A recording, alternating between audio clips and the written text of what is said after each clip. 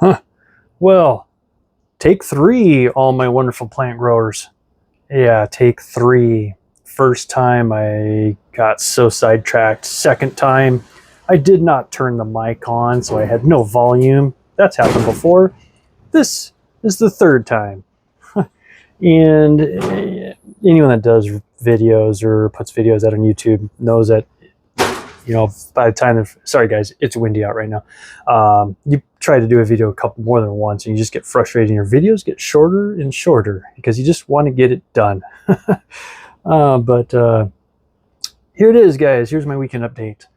I am keeping a very close eye. Oh, as I know, my tallest plants are in the front.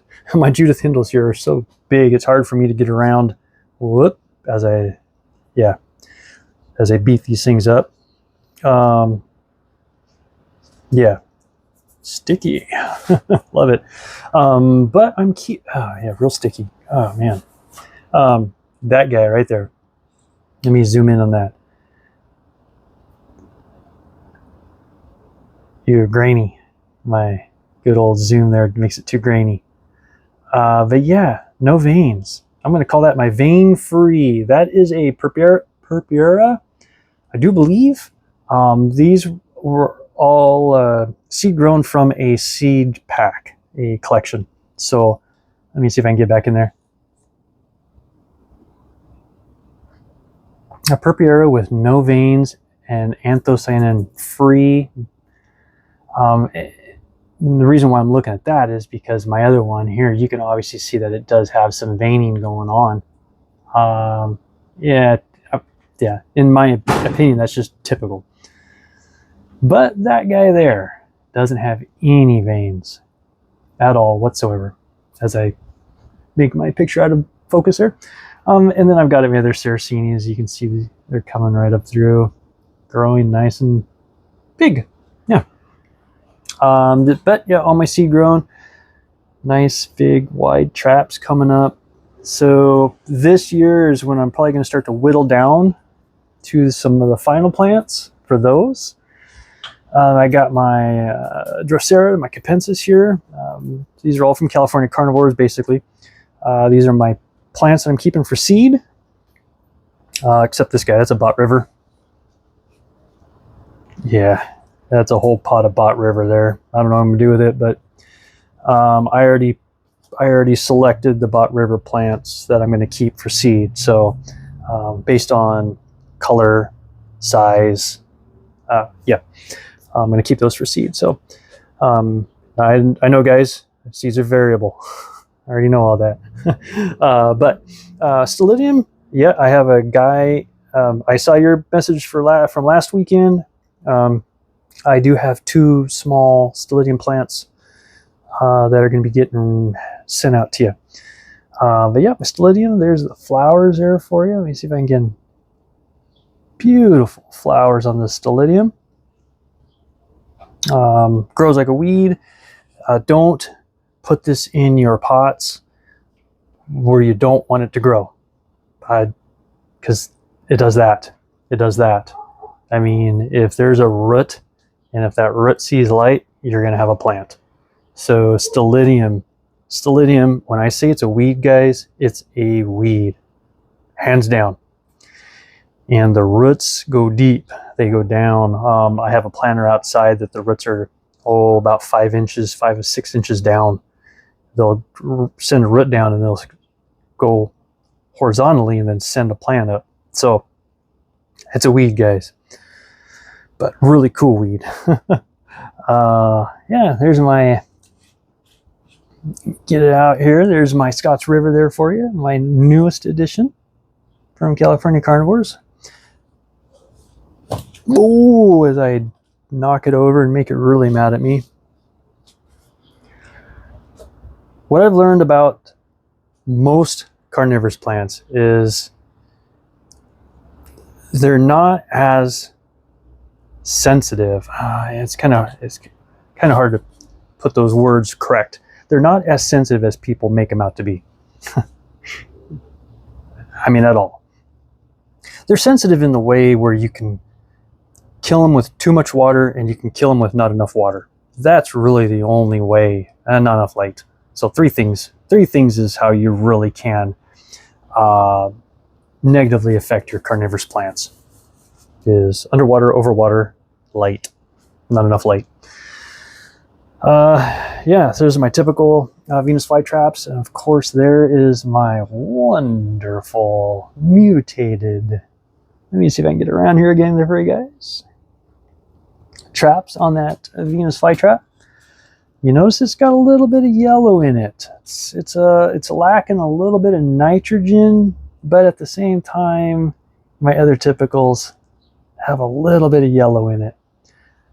But I've noticed last year that this guy did have a lot more yellow in it, so I think it has a harder time retaining the nitrogens or taking up nitrogen. Just typicals. More typicals, all for seeds. Oh, there's my Spider-Man from California Carnivores. 3 of them. Thank you, Damon. Excuse me. Hey, guys. A hiccup there. Seed grown. Scarlet bells growing right along. Scarlet bell. So it's a perp there that I got offline from another seller. Surely but slowly growing. This is from Jacob, Sarracenia Northwest. The Venus flytrap, I lost one from rot. First time ever I lost one from rot. But the rest of his Venus flytraps are in a planter outside on the table. Yep, and then just seeds, Venus flytrap seeds in my anthocyan-free Sarracenia here. Recessive, I should say, anthocyan-free recessive trait. There's my, it's almost ready to flower, guys. Almost. That's got to be a lily or I'm not sure. I'm going to find out what that is, though. That is not the carnivorous plant. I thought it was Stellidium. It's not. But it's going to flower soon, and then I can ask the fine people there at California Carnivore, what did they send in with this? I've had this now for a couple of years. I know. And this is all it's bigger. I think this is all the bigger it's going to get, really. But I've never seen that flower. I always thought it was the Stellidium. It's not. Yep, and there is my Loco. Beautiful color on the Loco. Schnell's Ghost. Starting to get my golden color here. That's going to be gorgeous. Give this a little bit more time. What is this? This is the black water crossed with... There's the tag. Yeah. Again, guys, you know me. I'm not good with names. Never have been. Don't want to be good with names. Trust me. These words are too big for me. I'm a Sunnyside high school graduate. Big words are hard for me. But yeah, the colors are going to be fantastic on this, and that's why I got the plant, was for that golden color that they produce on the top. But yeah, just my tip. This is just small portion of the carnivorous plants that I own, a very small portion. But this is the portion I mainly focus on because this is for all my propagation. My hanging pots. Yep, my multifida.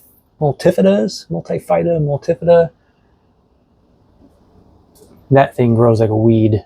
Another weed of the carnivorous industry here. Marton dragon. Yep, flowers, grows like crazy, puts up new shoots everywhere. Yeah, I've had this guy forever. I have put this thing through the ringer and it still keeps on growing. It'll send out new little plants. It'll send out new plants too, as I try to focus on what I'm seeing here. But yeah, so it's just my little display of plants. I don't know. I wanted to have this as like a shelf display, but this Scorpioids, this is not... Carnivorous plants don't work very well as indoor display plants. I'm sorry, they don't. It is require too much light. To get the best performance and color out of the plant, you need enough light. And this, I could probably put this under the T5s, but it just looks so much better when it's outside. Yeah, so much better when it's out here. I don't get these colors when it's inside underneath the T5s. I just don't. Whew. Sulfur, that's what I smell. This plant right here, that is a thorn in my spine plant. Powdery mildew city. It was day before yesterday. I came out. I've been so busy that I have not really been paying attention to the square pot Cephalotus, and that was covered in powdery mildew. Just absolutely covered.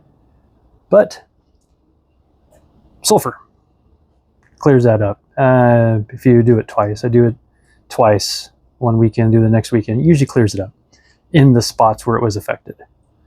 But I think it's systemic to that plant based on, I don't know, can powdery mildew even go systemic? I don't know.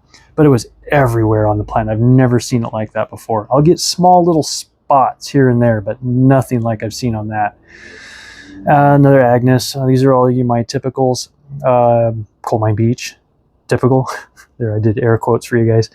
I had an error on tissue culture, and I unintentionally mixed my Coal Mine Beach with my typicals when I went from transferring into my tissue culture containers into their primary pot. I screwed up. Yeah. Lessons learned, guys. Keep track of what you're doing. Don't lose your tags. And if you have to double tag, double tag. Agnes, my original Cephalotus from California Carnivores. If you remember right, in November of 2024, this was nothing. This was the main root, and that's it. Remember, I dealt with root mealybug, and I stripped that thing all the way down to its main taproot. And between November and now, that's the plant that it has grown into. Slowly but surely making a good full recovery.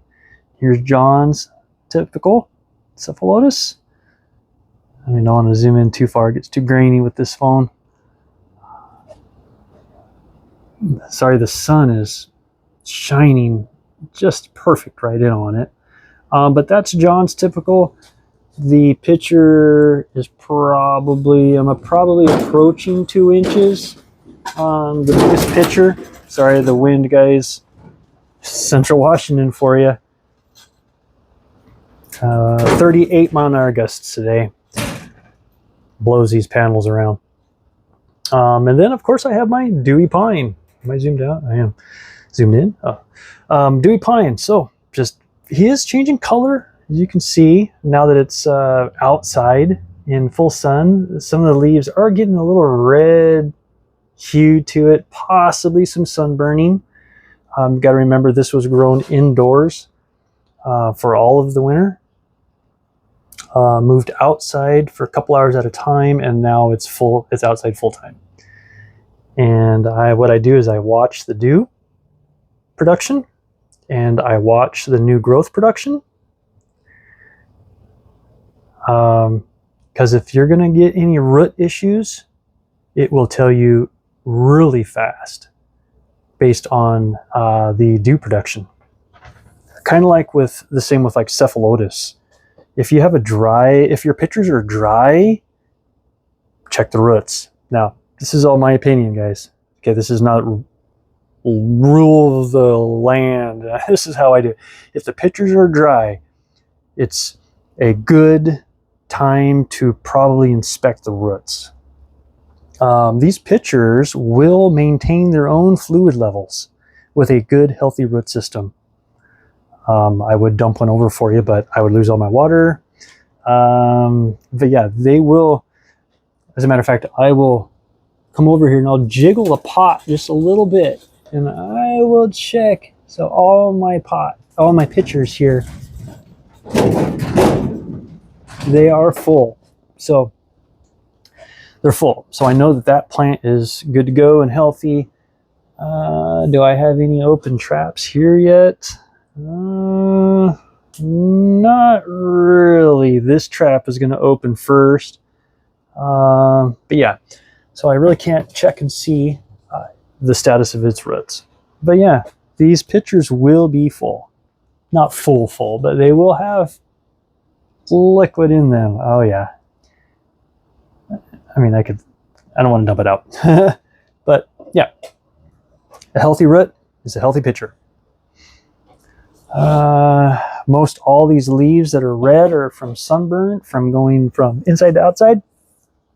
So when you guys receive these, this dark red is sunburning. If you want your Cephalotus a deep dark red, give it a lot of light. Not heat, but light. These guys get about 4 hours of direct light from the east, early morning light, and they are, what would I call this? Not shaded, probably reduced light. It's shaded, yeah, for the rest of the day. So they don't have direct full sun all day long.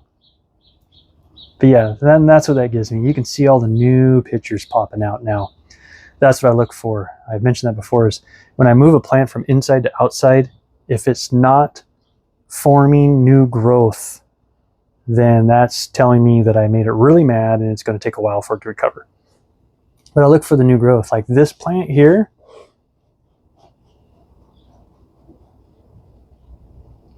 if you notice, there's no new pictures here.